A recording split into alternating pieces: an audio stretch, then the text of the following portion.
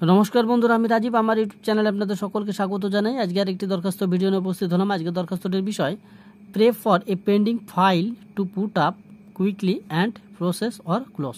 তো বন্ধুরা, এই দরখাস্তটি লিখে দেখানোর জন্য আমার এক সাবস্ক্রাইবার আমায় বলেছেন, তো চলুন দেখে নিই কীভাবে এই দরখাস্তটি লেখা যায়। যদি এই দরখাস্তটি প্রসেস করতে হয় তাহলে এখানে প্রসেস উল্লেখ করবেন, আর যদি বন্ধ করতে হয় তাহলে বন্ধ করার জন্য ক্লোজ উল্লেখ করবেন। আর যদি মনে করেন যে হয় তারা এটা প্রসেস করুক কিংবা যদি প্রসেস না করে তাহলে বন্ধ করে দিক, এই কথাটি যদি বলতে চান তাহলে এই দুটোই রেখে দেবেন।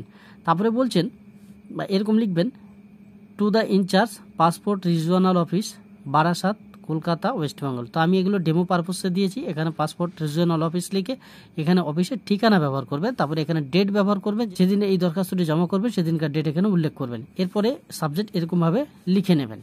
তারপরে বলছেন, sir I beg two state that my self Samir Das, son of Kabir Das, village post office, PS, টিস্ট, state. অর্থাৎ আপনি আপনার নাম ও ঠিকানা এখানে ব্যবহার করবেন। তারপরে বলছেন, I applied for passport one এত, অর্থাৎ এত তারিখে আপনি পাসপোর্টের জন্য অ্যাপ্লিকেশন করেছিলেন বা আবেদন করেছিলেন। And my application ID number is এত। আপনার অ্যাপ্লিকেশন আইডি অর্থাৎ আপনি যে অ্যাপ্লাই করেছিলেন তার যে আইডি নম্বর আছে সেটি এখানে উল্লেখ করবেন। এরপরে বলছেন, still it is not process. এটা কিন্তু এখনও প্রসেস হয়নি। The current status has been showing under review regional office. কিন্তু বর্তমানে যে কারেন্ট স্ট্যাটাস সেটা দেখাচ্ছে কিন্তু রিজনাল অফিসে রিভিউ করার জন্য পেন্ডিং হয়ে আছে। এবার বলছেন, kindly put up my pending file quickly and process or close. তাহলে আমি আপনাকে অনুরোধ করছি যে আমার যে পেন্ডিং ফাইলটি আছে সেটা তাড়াতাড়ি দেখার জন্য, দেখে প্রসেস করার জন্য। যদি প্রসেস করতে হয় তাহলে প্রসেস কথাটি উল্লেখ করবেন, আর বাকিটুকুনো উল্লেখ করবেন না। আর যদি মনে করেন যে না আমার এটা প্রসেস করার দরকার নেই, বন্ধ করে দেওয়ার জন্য, তাহলে এখানে বন্ধ করার জন্য ক্লোজ ব্যবহার করবেন, এখানে প্রসেস ব্যবহার করার দরকার নেই।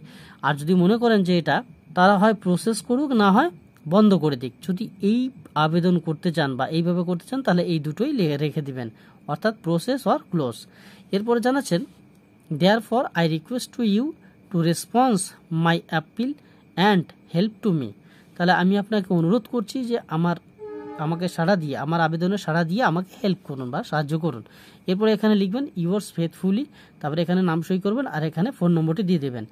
আর এর সঙ্গে আমি একটা কথা বলি যে আমরা যে সমস্ত গ্রামার শিখেছি ছোটোবেলায়, তো সেই গ্রামারের সঙ্গে কিন্তু এই দরখাস্ত লেখার কিছুটা পার্থক্য থাকে। সেটা কি, একটা গ্রামাটিক্যাল মেলবন্ধন থাকে না, অর্থাৎ কম থাকে। তো দরখাস্ত লেখার প্রথম মূল বিষয় হচ্ছে সেটা হচ্ছে কি আমার চাওয়া এবং পাওয়াটা কি, সেটা যদি আমি যাকে লিখছি সে বুঝতে পারে বা তাকে যদি আমি বোঝাতে পারি তাতেই হবে। তাতে গ্রামাটিক্যাল ফলো হোক আর নাই হোক, এতে কোনো অসুবিধা হবে না। তো আশা করি যিনি এই দরখাস্তর ভিডিও বানিয়ে আমায় দেখানোর কথা বলেছেন, এই ভিডিওর মাধ্যমে তার ও আপনাদের সকলেরই উপকার হবে। সকলে ভালো থাকুন, সুস্থ থাকুন, এই কামনায় আজকের ভিডিও পর্যন্ত। আবার দেখা হবে নেক্সট ভিডিওতে।